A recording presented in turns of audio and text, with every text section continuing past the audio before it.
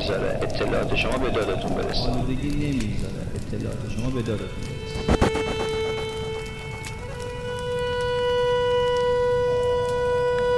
این یک پدیده است غیر قابل انکار. انسان نباید منکر قوای روحی و استعداد خارق العاده روحی بشر بشود و هم نباید منکر یک جهان دیگری مافوق این جهان بشود و هم نباید منکر اثر تقوا بشود. ثم کان عاقبت الذین اساءوا السوء ان کذبوا بآیات. اصلا کسایی که اهل بدکاری هستن، اهل گناه هستن، اخلاق بد، رفتار بد، اینا سر از جایی در میارن که آیات خدا رو تکذیب میکنن. یعنی میبینن و میگن نیست. کجاست خدای نادیده محمد که جرأت کند در مقابل خدایان ما بایستد؟ در ملأ عام بگویید کو حجت شما، کو حرفی که بشنیدن بیارزد.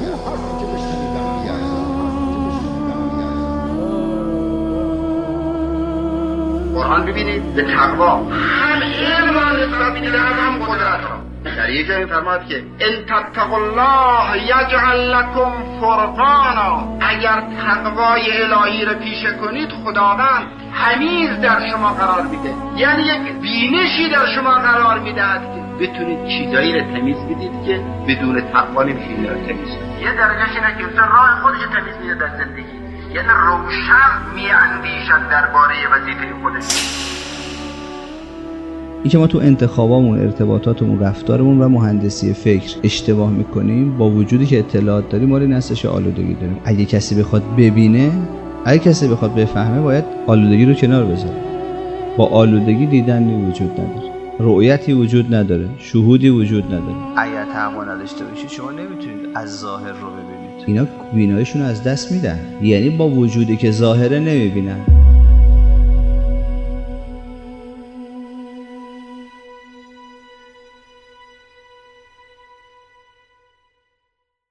هر کس به هر جا رسیده، چه تو دنیا چه تو آخرت، با خلوت و فکر رسیده. فکر کرد. خیلی مبارکه. ان فی اختلاف اللیل و النهار و ما خلق الله فی السماوات و الارض لآیات لقوم یتقون. این رمز رو داشته باشید. همیشه اون رمز آخر آیه میاد. میگه در رفت و آمد و اختلاف شب و روز و اون چه که خداوند در همه آسمان ها و زمین خلق کرده نشانه هاییست برای افراد با تقوا. در این آیه تأکید میکنه که علم کافی نیست. باید حتما پاکی قلب، پاکی ضمیر، دوری از گناه و آلودگی وجود داشته باشه تا شخص وقتی میبینه بفهمه و ببینه. ببینید خداوند میفرماد که هو الظاهر. هو الظاهر یعنی چی؟ فقط اون ظاهره. یعنی ما فقط یه ظاهر داریم تو این عالم، اونم خداست. چرا ما نمیبینیم؟ چرا ما دنبال دلیل میگردیم؟ میگه هو الظاهر دیگه. و هو الظاهر پس باید دیده بشه دیگه. لم اعبد ربا لم اره. امیرالمومنین علیه السلام اصلا خدایی رو که نمیبینمش عبادت نمیکنم. چجوری ما میگردیم؟ میگه هو الظاهر. دیدن شرط داره. لا یمسه الا المطهرون. ببینید اگر کسی تقوا نداشته باشه، آدم هایی که جنایت میکنن در حق خودشون، میفتن تو کار گناه، اینا بیناییشون از دست میدن. یعنی با وجودی که ظاهره نمیبینن. خیلی این مسئله مهمه. ثم کان عاقبت الذین اساءوا السوء ان کذبوا بآیات. اصلا کسایی که اهل بدکاری هستن، اهل گناه هستن، اخلاق بد، رفتار بد، اینا سر از جایی در میارن که آیات خدا رو تکذیب میکنن. یعنی میبینن و میگن نیست. حالا سر از اینجا در میاره. با وجودی که خدا مشهوده، ظاهره اصلا انکارش میکنه. خدا و آیات رو انکار میکنه. ببینید یک کسی میگه آقا بالاخره اومدن شب و روز و خورشید و آسمان ها و زمین، میگه فقط اهل تقوا هستن که میبینن باهاش. الله نور السماوات و الارض. این نور رو چجوری آدم میبینه؟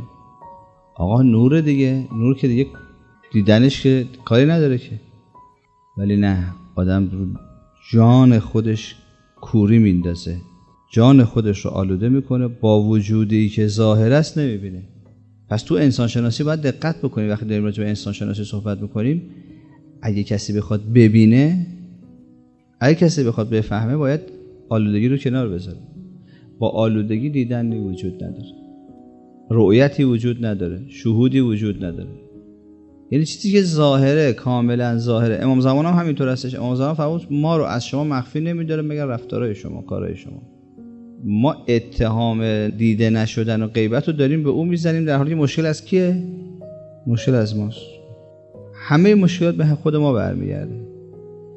لذا میگه که ان فی اختلاف اللیل و النهار و ما خلق الله فی السماوات و الارض، آیه هست برای چی؟ لآیات لقوم یتقون. اگر تقوا نداشته باشید شما نمیتونید از ظاهر رو ببینید. با اینکه ظاهره نمیتونید ببینید. با اینکه ظاهره ها، این تو خودشناسی خیلی مهمه که من با جان خودم چیکار میکنم. کسالت، بیحالی، تنبلی، بی‌حوصلگی، احساس پوچی، ناامیدی، سرخوردگی، خودکمبینی، غم خوردن، قصه خوردن، اضطراب، تمام اینها مال این هستش که ما جان خودمون رو آلوده میکنیم. همش مال همین هستش که ما گرفتار میکنیم خودمون رو. ولی خداوند جهان رو آفریده برای شادی انسان. ببین به رفیقاش میفرماید چی در مورد دوستش؟ لا خوف علیهم ولا هم یحزنون. درد مؤمن به معنای حقیقیش فرمود دائم نشاطو. نشاطش چیه؟ دائمیه. اصلا شما نمیتونید مؤمن داشته باشید نشاط نداشته باشید. اصلا این مثل کوسه ریش پهن میمونه. اصلا نمیشه. یه جای ایمان باشه شادی نباشه، یه جای ایمان باشه آرامش نباشه. اگر ادای ایمان هست، اگر رفتارهای مؤمنانه هست ولی شادی نیست، آرامش نیست، اضطراب وجود داره، حقیقت ایمان وجود نداره. ادا داریم در میاریم، فقط شکل و ظاهر ما داریم. خب شب و روز رو برای ما میاره و بعد توجه ما رو به این جهت میکنه. بیا تو اینا فکر بکنید. این آیات خیلی مهمی هستن، اینا در مورد اینا فکر بکنید. این ساده از کنارشون رد نشید که اینا همه مال شما هستن. چقدر سود دارن اینا، چقدر فواید دارن ماه و خورشید، چقدر در زندگی ما، در حیات ما نقش دارن برای ما. میگه شما به اینا فکر بکنید تا پیوستگی و وابستگی اجزای عالم رو به همدیگه و معنادار بودن اینها و اینکه برای شما خلق شده رو بفهمید که اون گردش اون به من ربط داره، منازل او به من ربط داره، اندازه ها به من ربط داره، همه شما مربوط هستش. تو این فکر بکنیم، به ربمون پی ببریم، چون لآیات دیگه، لآیات هست، به رب خودمون، به مالک و مدبر خودمون پی ببریم و به وابستگی خودمون به این رب پی ببریم. ما در آیات دیگه توضیح میدیم، خیلی زیبا فرمودن، خیلی زیباست. حقا که قرآن حضرت فرمود شرابه دیگه، یفصل الآیات لقوم یعلمون. تفصیل برای چی هستش؟ تفصیل کلیگویی میتونست بکنه، تفصیل میده و میگه شما همینجوری برید سراغ آیات، جز برید سراغ آیات تا به حکمت ها بیشتر پی ببرید. نکته خیلی مهمی که داره میگه این هستش که میفهمید اینا آیه هست ولی لقوم یعلمون. یعنی شما اگه بخواید تنبلی بکنید، دنبال کار علمی نرید، به آیه نمیرسید. تعبدی ممکنه شما یه چیزی رو بپذیرید اما قلبتون آرامش پیدا نمیکنه. کشف دارندگی نه دانایی، دارندگی دارایی با کار علمی ممکن است. باید کار علمیتون رو بکنید، کار تحقیقی بکنید، کار علمی بکنه، انسان باید مطالعه بکنه در بیاره اینا رو. افسوس که با توطئه استعمار و با بی‌توجهی خود ما کارهای علمی آزمایشگاهی، کارهای دقیق روی مخلوقات خدا که این همه قرآن داره ما رو به علوم تجربی تاکید میکنه، داره به تک تک این آیات که شما برید روی اینا فکر بکنید، مطالعه کنید. خب الان جایگاه اینا تو علوم اسلامی کجاست؟ کشور ما کجاست؟ حالا اگه انقلاب نمیشد یا حالا هم که انقلاب شده، الان کجا ما اینجا رو مطالعه میکنیم؟ ما یه صرف و نحو و یه فقه و اصول و یه معانی بیان و برو بالاتر دیگه اینا رو کی فرصت میشه تو حوزه های علمیه یا تو دانشگاه ها حتی ما بگیم آقا بشین آیات مطالعه کنید، تحقیق کنید. حالا باز دانشگاه یه چیزی دارن، قرآن داره به ما تاکید میکنه. این کتاب کیه این قرآن؟ یعنی 500 تا آیات الاحکامشو برداریم فقط تو فقه استفاده کنیم، بقیه‌شو بذاریم برای قاریا. ما اصلا مطالعه روی آیات الهی رو، روی مخلوقات خدا رو تعطیل کردیم، گذاشتیم کنار، در حالی که اینو خدای عبادت بزرگ میدونه این کارو. ما اصلا میگیم نه و این کار کردیم بکنیم وقت تلف کردیم. من برم اتم کار کنم، الکترون کار کنم، نوترون پروتون مطالعه بکنم، اینا که مال مرتباست و قرطیا. ما باید علوم الهی بخونیم. اینا الهی نیست، تجلیات خداست، تجلیات خود خداست، مظهر خدا هستن. نه اگه ما یه موقع به اینا بخونیم اینا به قداست ما لطمه وارد میکنه.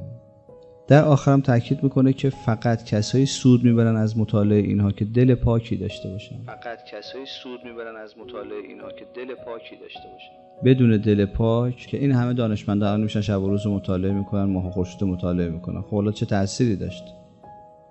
قرآن میگه اگه کسی دل پاک داشته باشه نگاه کنه با آسمون تا قیامت میره.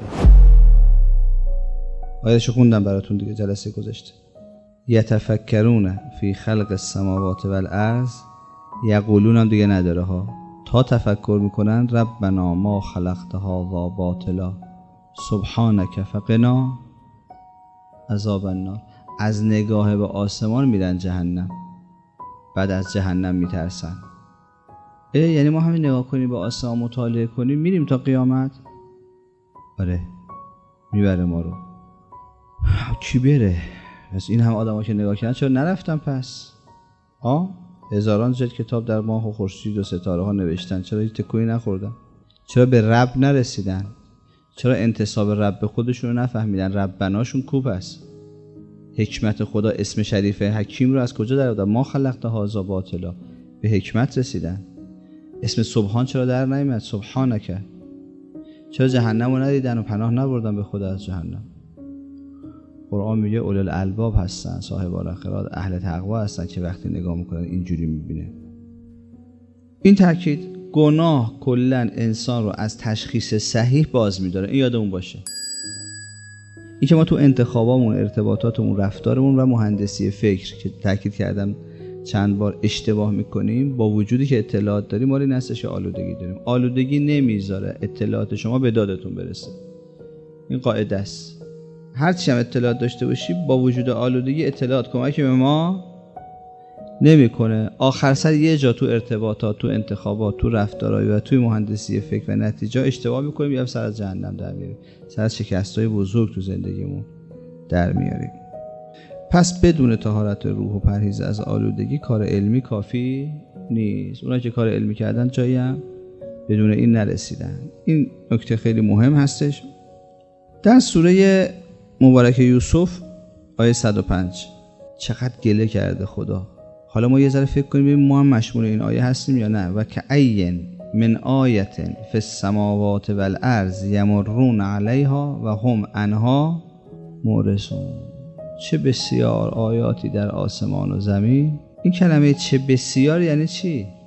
یعنی مثلا ما یه آسمان و زمینی داریم که توی این آسمان و زمین خداوند یه آیاتی قرار داده، زیادم هستش.